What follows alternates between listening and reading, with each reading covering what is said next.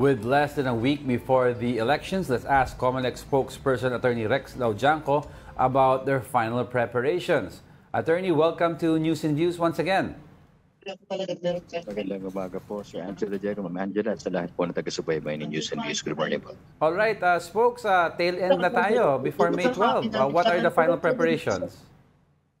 Tama po, 5 days before the election. Ngayon po ang huling araw ng delivery po ng mga balota dito sa National Capital Region, kung saan nga po kahapon nakapag-deliver na sa Caloocan, Marikina, Pasig, Valenzuela, Quezon City, Malabon, Navotas, San Juan. Ngayon po, matatapos natin ngayong umaga po Muntinlupa, Pateros, Taguig, Manila, Makati, Pasay, Las Piñas, Mandaluyong at Parañaque. Ngayon din po ang huling araw ng final testing and sealing po natin kung saan yung mga makina po, automated counting machines, ay dadalhin sa mga paaralan, sa hawak ng mga teachers at electoral boards at sa presence ng mga watchers.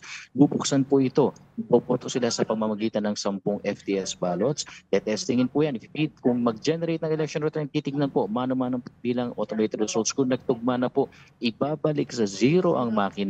Iseselyuhan po yan, papatayin at bubuksan na lamang po sa madaling araw ng May 12. So ready na po tayo. Meron na pong 2 lugar na maari pong mautong po yung FTS. Una po, natusunog po ngayon ng Dangdangla Elementary School sa Bangged Abra. Hindi po namin alam kung ito'y sinadya. Ngunit ito po ang pangako ng COMELEC. Sa loob ng 3 araw po isasagawa yung FTS. Magno-notify lang po muli kami sa mga parties at political parties kasi nga po yan ang requirement ng batas. At ikatlo, sa araw ng halalan, tuloy po dyan. Dahil po ang commitment ng COMELEC, yung mga pagsusunog ng paaralan, hindi po kami papayag na gamitin niya na pananakot. So kung kinakailangan magtayo po kami ng makeshift polling centers ng mga tents dyan po natin gagawin para hindi malayo sa ating mga botante. Yung ikalawa po, dyan sa may Alicia, Sambuanga, Sibugay, naatras lang po yung delivery ng ating mga ACM dahil meron pong encounter sa pagitan po ng military forces. So security naman pong issue, hindi naman po related sa halalan, ngunit talaga pong ito ay security matter. So kung sakali pong matapos na yan, itutuloy po nila ang FTS ngayong araw din po. Okay. Spokes, meron po kayong gagawin or ginawa with the DICT? Ito po yung war room versus digital vote fraud. Can you tell us more about it? Tama po, ang bagong battleground, ang bagong gera po natin sa halalan, ang social media, ang World Wide Web. Kaya nga po sa tulong ng DICT at nagtayo po sila sa pamamagitan ng CICC ng War Room o yung tinatawag po natin formally na Threat Monitoring and Information Center, kung saan po nakatutok po sa internet, sa social media at sa lahat po sa World Wide Web ng anumang bagay po tungkol sa halalan, disinformation, fake news, malicious post. Yan po ay lalabanan natin. Ang COMELEC po, kaugnay niyan, yung mga keyboard warriors namin, ang Task Force KKK sa halalan, ang Philippine National Police Anti-Cybercrime Group, ang NBI Anti-Cybercrime Division. Tulong-tulong po kami, lalo na rin po kapartner namin ang Facebook, ang Meta, ang ByteDance, ang TikTok at iba pa. Lalabanan po natin. Alam po namin, mahirap ito. Pero kailangan po namin kasing ma-monitor, ma-preserve ang ebidensya, ma-take down yung post, ma-suspend yung kanilang account at higit sa lahat po, makapagkaso after gathering evidence po nito. Spokes, we spoke a few weeks back about yung mga show cause orders.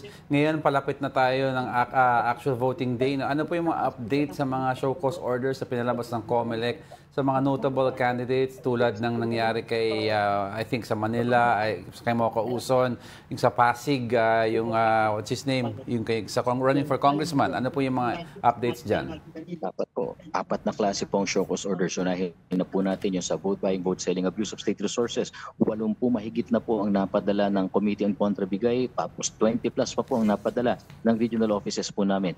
Tinitingnan po namin ang mga naging tugon nila, inaaral namin kung sakali man na kulang at hindi satisfactory, tuloy sa pagsasampa ng kasong vote buying, vote selling at abuse of state resources. Yun naman pong sa ating sa bastos na pangangampanya, Task Force Safe, meron na po silang 13 na napadala at sa 13 na napadala po niyan, 2 na ang formal na nakasuhan ng petition for disqualification. At yun naman po sa ating sa Task Force KKK, meron na rin po mahigit 10, I think nga po 20 na po ito, 20 ang napadala ng show cause orders. Ganun din po, inaaral na rin namin ang mga naging sagot nila. Kahapon po, formal na rin nagsampa ang Task Force Baklas ng 24 na formal na petition for disqualification. Isa nga po ay senatorial candidate pa Ngayong araw po na to, inaasahan namin 30 pa po ang ipapile po nila ngayon. So kung makikita nyo po, mayroong common denominator sa lahat ng yan. Wala po kayong nakitang private complainant. Bakit po? Dahil ang reports na natatanggap ng COMELEC, whether may nagparating po sa amin, social media posts, anumang paraan, yung po nagpadala, kinocommit po namin to confidentiality ng kanilang identity. COMELEC na po ang nag-iimbestiga, COMELEC ang tumatayong complainant at COMELEC na po ang nagsasampa ng kaso. So pangako sa ating mga kababayan, parating nyo lang po sa amin yung ebidensya at information, tatago po namin ang identity nyo, kami na po ang bahala sa COMELEC. Spokes, taking this opportunity na rin po to ask you about the status of the investigation on candidates allegedly funded by foreign sources. Sinasabi po nga natin dito, ang kalaban niyo po dito yung oras. Dahil kapag po naproklama na ang kandidato, wala na po kayong jurisdiction. Tama po. Insofar as the senators and members of the House of Representatives. Kasi po pag naproklama sila, makapag-oath of office, makapag-assume na sila, ang jurisdiction po ay nasa House of Representatives Electoral Tribunal o Senate Electoral Tribunal na po. Pero insofar sa city, regional and provincial officials, mananatili po yan sa COMELEC. Tama po kayo. Pagka po talaga nangyari, maaaring mawalan na ng jurisdiction. Pero wag po kayo mag-alala. Yung pong election offense, may 5 taon po kami dyan para habulin po. Sapat na panahon niya para makapaglakap kami ng mga ebidensya. Nakikipagtulungan po kami sa ating intelligence services, sa NICA, sa National Security Advisor po natin.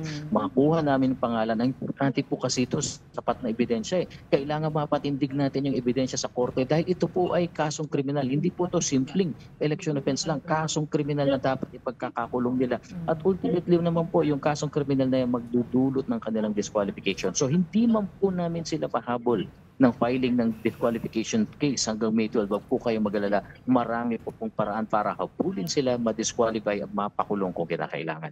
And Spokes, finally, on May 12, once the polling centers close and the last votes are counted, how soon after do we expect results? At saan po pwede abangan yung mga resulta ng mga binoto namin, Spokes? Baka you could inform our viewers.